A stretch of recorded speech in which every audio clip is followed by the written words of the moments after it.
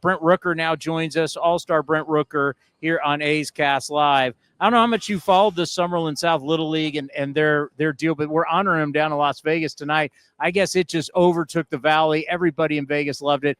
It was a pretty special run. Yeah, it's awesome. That tournament's always fun to watch and see the kind of support that those kids get is really cool. I know they love it. Speaking of kids, you got a big event, a camp tomorrow here in Sacramento. Yeah, tomorrow afternoon, 5 to 8, I believe, at Army Depot Park, I believe, in Sacramento. Should be a lot of fun. I'm looking forward to it. What does that mean to you to give back to the kids? Because obviously you remember as a kid, any type of event, anytime you're around a big leaguer, it's so special. Yeah, the opportunity is cool. I'm excited to get out there and meet everybody. Obviously, you remember those things that you went to growing up when you're however old, 8, 9, 10 years old, and the only thing you can think of and dream about is playing in the big leagues. And to kind of be in that position now and be on the reverse end of it is something that I'm really looking forward to. Oh, it's so cool. Like you get out there and the little kids, because you never really think about it. Like out here, you got people asking autographs. Now you're going to get in front of these little kids and they're all going to be looking at you. Yeah. It's going to be a lot of fun. I think so. I think we're going to have some competitions, try to learn some stuff, play some games, I think, and have a good time. All right. We haven't had you on since the All-Star game. It has been a while. Take us through Home Run Derby, the All-Star game. It looked like you had one hell of a run and you had one great time. Yeah, what a fun week. What a fun few days that was. Obviously, always a really cool experience to get to play in the game, and then doing the Derby on top of it was, even cooler. So it's made some memories that will last a lifetime, and is an experience that I'll cherish forever. Was it a little tough? Because obviously we all remember back, like not enough balls and talk about the timing and everything, and then losing by whatever that measurement was. Was that a rough one? No, it was all right. It was still fun. Yeah. I had a great time competing against those guys. And if anybody's going to knock me out, I'm glad it was Cal. So with the season he has going and how fun it is to compete against him. Did I cut out? No, nope, you're still good. there. My headphones went out, but good. How fun it is competing against Cal, in division games and stuff, and add that to the Derby too was a lot of fun. You are brutally honest at times, and I thought that was so interesting when you came down and you said, I really didn't feel like I belonged last time. What was it like the second time around for you personally going in there now where you not only feel like you belong, you should be there? Yeah, it was a very different experience for me personally. I felt, like you said, I felt less out of place. I felt, I was able to be a little bit more social and interact with guys just because, being in the league for 3 years now, I've got relationships with guys from competing against them, and you're able to go talk to them and have conversations, both about baseball and about non-baseball things as well. So two very different experiences for me from the first one to the second one.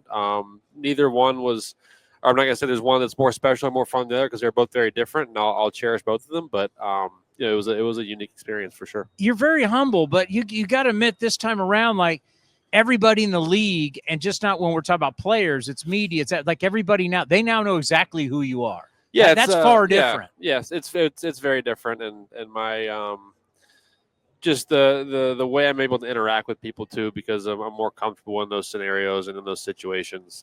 It changes in that aspect as well. I remember talking to Darren Bush earlier this year about you and about your commitment to hitting and to being an all-around hitter. Obviously you could hit home runs, but the ability to make more contact, hard contact, and sometimes not the hard contact and get the base hits, but to really raise the average. And that raised all of your numbers with the power. Being an all-around hitter, how much pride have you taken in that and how you've changed, let's say, elevated your game? Yeah, a big thing for me this year is strikeouts have been cut way down from where I've been in the past. It's something I've been conscious of, and something that's also just kind of come more naturally as I've gotten more at-bats against this type of pitchers and against this caliber of arms. So, I want to impact this team as many ways as I can offensively, whether that's hitting homers, driving in runs, scoring runs, running the base as well, whatever I can do to help us get as many runs across the board as we can is ultimately the end goal. Your ability to drive the baseball, especially with your lower half and using the ground, and it's just to get that turn and the lean. We love the lean when you lean back and hit the home run. Talk about that lean and how much power you're getting from your lower body. Yeah, that one normally comes breaking balls down in the zone when I'm trying to get it up in the air, or maybe when I'm trying to create a little extra space to, on a fastball to give myself a little bit more room out front to hit it up in the air. But yeah, I mean, I dive into swing stuff and all the biomechanics and things like that to try to make sure that I'm in the best positions possible to have as much success as I can. But you got to learn to balance that with approach things and with knowing that you're up there playing baseball, you're not playing baseball swing. So it's just trying to win at bats and compete against the best pitchers in the world day in and day out, and it's what makes it fun. Let's get a progress report, because before the All-Star game, you talked about how you're trying to help pave the path for these kids in the future, because they're the future leaders of this organization as you're the leader now. Let's kind of go over some of the kids. The progress report on Nick Kurtz. Yeah, I don't have to do much with Nick. I just kind of sit back and let him be one of the best hitters in the world, and that's what he is. He is a blast to watch. He does things that normal 22-year-olds shouldn't be doing in this league, and when you kind of couple that advanced field to hit and advanced approach with the obvious, very physical attributes and tools that he has, you get exactly what you're watching, which is, like I said, one of the best hitters in the world. Tyler Soderstrom, this has turned out to be his first full year, a very good year at the age of 23. Tyler's been a blast to watch. Obviously came out of the gates as hot as anybody in the league, and then went through that natural progression where you have your first little bit of extended success in the big leagues, and teams adjust and teams figure you out and teams pitch you differently, and you've got to readjust and you've got to learn what they're doing now and how you have to go up there and combat that. And he's done an unbelievable job of that to be as young as he is. You've kind of seen a full progression of what it looks like to be a big leaguer and play every day, and what Tyler's done this year. And I've been incredibly proud of the way he's handled it.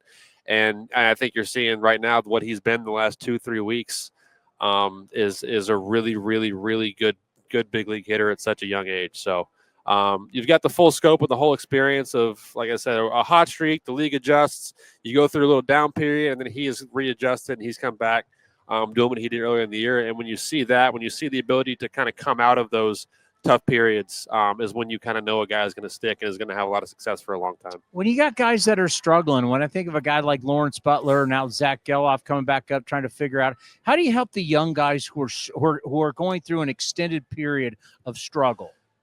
It's just making sure that they're still believing in themselves, and that's infusing confidence in them, because obviously both those guys are unbelievable players. They're going to help us win a lot of games, both in the last month here and in the coming years. So just making sure that they understand how good they are and how special of a talent they are, and what they can do for our team is the most important thing there.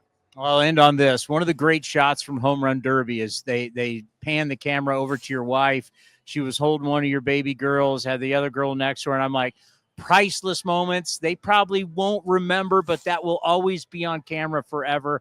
I don't know how much you guys have talked about it, but those moments, those family moments, they're priceless. Yeah, it was special to have them on the field with me. Obviously, Blair is getting close to the age, I think, she'll start remembering things. She might be a little young at that time to kind of take that with her long term, but hopefully a few things stick here and there, and it's definitely a memory me and Allie will have. Hey, let me tell you something. Great stuff. And we always appreciate your time, and good luck with those kids tomorrow at the camp. Thanks. Appreciate it.